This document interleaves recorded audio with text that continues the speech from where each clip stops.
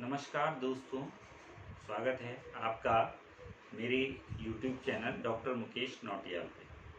तो पहले तो आप सभी सुरक्षित होंगे इस कोरोना महामारी के दौरान। इन्हीं शुभकामनाओं के साथ मैं आपका स्वागत करता हूं। और अगर आपको ये वीडियो पसंद आता है तो आप मेरे चैनल को सब्सक्राइब ज़रूर कर दीजिए और बेल आइकन को दबा दीजिए ताकि आपको नए नए नोटिफिकेशन, जो मैं नए वीडियो अपलोड करता हूं उनके नोटिफिकेशन आपको मिलते रहें। तो जैसे आपको पता है कि उत्तराखंड में लेक्चरर का जो एग्ज़ाम है उसका विज्ञापन निकल चुका है। और अब जब विज्ञापन निकल गया, पोस्ट निकल गई हैं, तो अब परीक्षा भी होगी। तो मैं आज आपके साथ जो डिस्कस कर रहा हूं कि उत्तराखंड जो लेक्चरर एग्ज़ाम है उसमें मैथमेटिक्स जो है कि उस मैथमेटिक्स के एग्ज़ाम को आप किस तरीके से, कुछ इम्पॉर्टेंट टिप्स हैं जो ये आपके लिए मददगार हो सकते हैं। अगर आप इन बातों को ध्यान में रखें तो आपको पेपर में ज़्यादा मदद मिल सकती है। तो आपको मैं बता दूं कि जैसा आपको पता है कि 200 क्वेश्चन आपको करने हैं विद इन 3 आवर्स। 3 घंटे हमको मिलेंगे। तो 3 घंटे में 200 मैथमेटिकल क्वेश्चन करना अपने आप में एक थोड़ा सा क्या होता है कि मैथ्स की क्वेश्चंस में टाइम लगता ही है, तो आपको थोड़ा टाइम ज़्यादा लगेगा। तो टाइम लगेगा, तो अब उस टाइम को बचाने के लिए तो बच्चों का मैंने देखा है कि क्वेश्चंस छूट जाते हैं। तो उसके लिए बहुत ज़रूरी है कि आपको क्वेश्चन आता है, ठीक है, आपको पर्टिकुलर कोई क्वेश्चन पोलर फॉर्म निकालनी आती है, आपको स्क्वायर रूट निकालना आता है कॉम्प्लेक्स नंबर का, लेकिन आप उस लेंथी प्रोसेस से कैसे बचेंगे। आप मैट्रिक्स का रैंक निकालते हैं, आप मैट्रिक्स का क्या जो भी है आइगन वैल्यू, आइगन वेक्टर, तो आप उसको शॉर्ट तरीके से किस तरीके से निकालें या कौन कौन सी बुक्स आपको पढ़नी चाहिए। तो जैसा आप सिलेबस को देख रहे हैं, तो सिलेबस में मैं आपको बता दूं 70% सिलेबस आपका 11th-12th का ही है। इसमें अगर इस सिलेबस को आप ध्यान से देखें तो जो 11th-12th की मैथमेटिक्स है उसका 70% सिलेबस कवर हो रखा है। सिर्फ कुछ टॉपिक है जिनमें कि हमें हायर लेवल की मैथमेटिक्स की थोड़ी बहुत ज़रूरत पड़ेगी। जैसे यूनिट फर्स्ट 1 में जो सेट थ्योरी है उसमें जो ग्रुप, सब ग्रुप, नॉर्मल सब group, question group, homomorphism, cyclic group, permutation group, केले थ्योरम एंड साइलो थ्योरम और रिंग्स, ये वाला जो सेक्शन है ये आपको थोड़ा सा किसमें ये आपको 11th-12th की बुक्स में ये नहीं मिलेगा आपको। इसके लिए आपको जो बीएससी की बुक्स होती है, एब्स्ट्रैक्ट एल्जेब्रा से आती है, तो उसमें ग्रुप थ्योरी आप लोगों ने बीएससी में पढ़ा है, हम सब ने, तो उसमें ये टॉपिक है।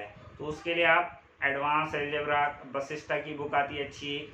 और अदरवाइज अगर आपको ज़्यादा, क्योंकि इतना ऐसा तो है नहीं, ग्रुप पे भी वो आपको एक पर्टिकुलर ग्रुप पे क्वेश्चन दे सकते हैं कि ये ग्रुप है कि नहीं है, या साइक्लिक ग्रुप हो गया, ये टाइप्स ऑफ जो ग्रुप्स हैं, सब ग्रुप हैं, तो उसके लिए आप एक कोई अच्छी सी बुक। लेकिन अगर जो आप देखें मैक्सिमम 70% सिलेबस जो है वो आपको 11th और 12th की बुक से मिलेगा। तो पहला काम तो आप ये कर लें कि जो एनसीईआरटी की बुक्स हैं 11th की और 12th की फर्स्ट पार्ट और सेकेंड पार्ट एनसीईआरटी की बुक्स हैं, उनको आप एक बार डिटेल में पूरा, सिर्फ क्वेश्चंस ओरिएंटेड ना देखिए, उसके कंसेप्चुअली और उसको बिल्कुल थ्योरेटिकली जो जो पॉइंट्स उस पर लिखे हैं उनको डीपली आप एक बार स्टडी कर लीजिए। उससे आपको बहुत मदद मिलेगी। फिर आप क्या करिए, एक बार एनसीईआरटी को पूरा सॉल्व कर लीजिए। क्योंकि लास्ट ईयर जो पेपर आया था, जो अभी हुआ था पेपर इससे पहले, क्योंकि अभी आपको पता है कि उत्तराखंड में सब्जेक्टिव अब दूसरी बारी हो रहा है। इससे पहले एक बार हुआ था 2018 में, और ये 2020 में अब जो है सब्जेक्टिव हो रहा है।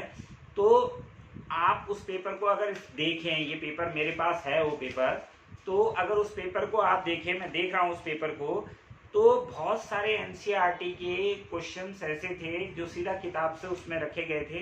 तो बच्चों को जिन्होंने प्रैक्टिस में होंगे तो उनका टाइम कम लगा होगा। और कुछ ट्रिकी क्वेश्चंस, जैसा आपको पता है कॉम्पिटिटिव एग्जाम में डायरेक्ट क्वेश्चंस तो आपको मिलेगा नहीं, तो वो उस तरीके से घुमा फिरा के, लेकिन आपको जैसे अब ये शॉर्टेड डिस्टेंस के क्वेश्चन आ रखा है, तो लेकिन उसमें आप ये एनसीईआरटी में है, तो अब आप डायरेक्ट उसका, क्योंकि सॉल्व तो आपको करना पड़ेगा, आंसर तो किसी को याद रहता नहीं, लेकिन आप शॉर्टकट ट्रिक पे जरूर ध्यान दें कि कितने शॉर्टकट ट्रिक हमारे पास ऐसे हैं जिनको हम जल्दी से जल्दी इन क्वेश्चंस को कर सकें। तो एक तो काम आपको क्या करना है कि पहले आप एनसीईआरटी को फटाफट, एनसीईआरटी 11th-12th की एनसीईआरटी और फर्स्ट पार्ट और 12th का सेकंड पार्ट पूरा देख लें, फिर उसके जो क्वेश्चंस हैं उनको आप सॉल्व कर लें। फिर मैं दूसरी बुक जो आपको प्रिस्क्राइब करूंगा वो है ये आर डी शर्मा। ये आर डी शर्मा जो बुक है, तो इसको आप क्या करेंगे, इस बुक को आप देखेंगे, इसमें बहुत डिटेल में ये पूरा सिलेबस आपका जो है कवर हो रखा है। तो आप 3 क्लास की R D Sharma volume first, R D Sharma volume second और 11th की आर डी शर्मा जो आपकी है 11th क्लास की आर डी शर्मा, आप इसको भी जरूर देख लीजिए। ये अगर आपने इसको डिटेल से अध्ययन कर लिया तो आपको मैं गारंटेड कह रहा हूं कि आपको क्वेश्चंस अच्छे मिलेंगे। और आपको, क्योंकि मैंने लास्ट ईयर भी जब ऑब्जर्व किया था तो उसमें मैंने एक चीज नोटिस करी कि बच्चों को क्वेश्चंस आते थे लेकिन उनके पास टाइम कम पड़ गया था। तो अब टाइम कम पड़ गया तो उसके लिए क्या करें, क्योंकि मेन मुद्दा टाइम का ही है। आपको क्वेश्चंस का उतना मुद्दा जो प्रिपरेशन कर रहे हैं और जो अभी बच्चे एमएससी करके निकले हैं, या जो मेरे दोस्त एमएससी कर रहे हैं जिन्होंने, और जो तैयारी कर रहे होंगे लेक्चरर की, तो वो अवेयर होंगे। अधिकतर टीचर्स देते हैं इन एग्जाम्स को जो प्राइवेट स्कूल में पढ़ा रहे हैं, तो वो सिलेबस से तो बहुत वेल तरीके से अवेयर। पर जो प्रॉब्लम आता है वो प्रॉब्लम आता है कि कितने कम टाइम में मैक्सिमम क्वेश्चंस को सॉल्व करना है। क्योंकि आप अगर इस पेपर को उठा के देखें तो सारे क्वेश्चन लेंदी हैं, ऐसा कोई नहीं है कि डायरेक्ट हो जाएगा आपके पास। चाहे CBNST के चाहे जिसके भी क्वेश्चन हैं, तो वो आपके पास लेंदी क्वेश्चन है, तो उसमें टाइम लगता है आपको। तो इसके लिए पहले मैंने कहा NCERT, फिर ये आर डी शर्मा, और फिर तीसरा अगर आपको थोड़े शॉर्टकट ट्रिक को देखना है तो ये जो NDA मैथमेटिक्स है उसका सिलेबस काफ़ी कुछ मिल रहा है इस सिलेबस से, लेक्चरर सिलेबस से। तो आप NDA मैथमेटिक्स की, जैसे ये बुक है करण देव की है, और ऐसी RS अग्रवाल की भी आती है, वो बुक भी अच्छी है। तो आप क्या करें, उस बुक को ऑब्जेक्टिव क्वेश्चंस के प्रोस्पेक्टस से, उसमें आपको क्वेश्चंस बहुत मिल जाएंगे, तो आप उन क्वेश्चंस की प्रैक्टिस कर सकते हैं। तो इससे क्या होगा, तो आपको ज़्यादा नहीं, मैंने कहा एक आप NDA की बुक्स हो गई, एक आपके पास इसकी बुक्स हो गई, किसकी, आर डी शर्मा, और एक आपके पास NCERT।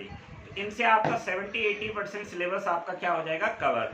अब जो 30% या 20% जो सिलेबस बचता है उसके लिए आपको करना क्या है, जैसे मैंने आपको बताया एक सेट थ्योरी में है, सेट थ्योरी में एलजेब्रा की जो बुक है, तो रिलेशन फंक्शन भी है। तो इसके लिए डिस्क्रीट मैथमेटिक्स एक बुक आती है स्वप्न कुमार सरकार की, इसको भी आप देखें। तो इसमें आपको ग्रुप थ्योरी भी मिल जाएगी और ये चीज़ें भी आपको, रिलेशन फंक्शन भी जो अच्छा एडवांस है, जैसे इक्विवेलेंस क्लासेस, क्लोसेस, वैसे ये सब आपको आर डी शर्मा में डिटेल में मिल जाएगा। आप वहाँ से भी इनको देख सकते हैं, समझ सकते हैं। लेकिन उसके लिए आप कोई डिस्क्रीट की अच्छी सी बुक लेके, ये उसमें भी मिल जाएगा। और नहीं तो एब्स्ट्रैक्ट अलजेब्रा मैंने आपको बता दिया है। एब्स्ट्रैक्ट अलजेब्रा अगर आपके पास जो BSc के एब्स्ट्रैक्ट अलजेब्रा आप उसको देखिए और फिर उसको डिटेल चाहिए तो आपको वो क्वेश्चन इसमें मिल जाएंगे।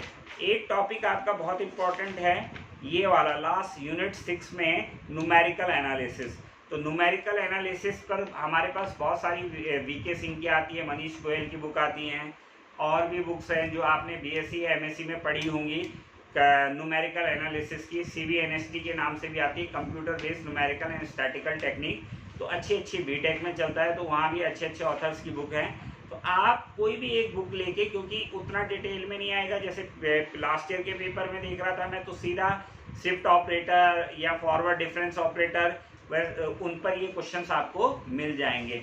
वैसे मैं पूरा कोशिश करूँगा कि ये जो पूरा सिलेबस है इसके मैं वीडियो बना बना के आपको, जैसे मैंने कल ही 2 वीडियो बनाए हैं लेक्चरर के लिए, तो वो आप जरूर देखें। और भी पूरा 12th का सिलेबस मेरे उसमें कवर है, ग्रेजुएशन का भी है मेरे चैनल पे, तो आप देखिए प्लेलिस्ट में जाके, अलग अलग क्लासेस के लगभग सारे टॉपिक पर वीडियो आपको हैं। लेकिन अब सीधा क्वेश्चन ओरिएंटेड वीडियो मैं आपको सीरीज में उपलब्ध कराऊंगा, ताकि आपको जो ये अलग है, एक टॉपिक आपके पास ये है, क्या है इस टॉपिक, तो जिसमें आपका आता है कैलकुलस ऑफ वेरिएशन का जो आता है यूनिट 6 में।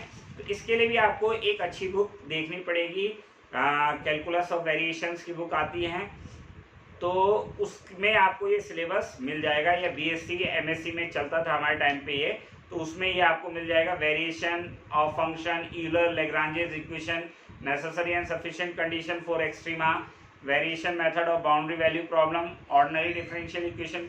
जो बच्चे नेट की तैयारी कर रहे हो किसी चीज़ की, तो उनके पास भी ये बुकें होती है। लेकिन मैक्सिमम आपका जो सिलेबस है वो आपका 11th-12th से ही है भाई। ये है लीनियर प्रोग्रामिंग है। अगर आपको डिटेल में 11th-12th आर.डी. शर्मा में लीनियर प्रोग्रामिंग, अगर आपको बहुत अच्छी बुक चाहिए तो आपने एमएससी में पढ़ी होगी, ऑपरेशन रिसर्च आती है एस.टी. शर्मा की, तो इसमें भी आपको सारा सिलेबस मिल जाएगा।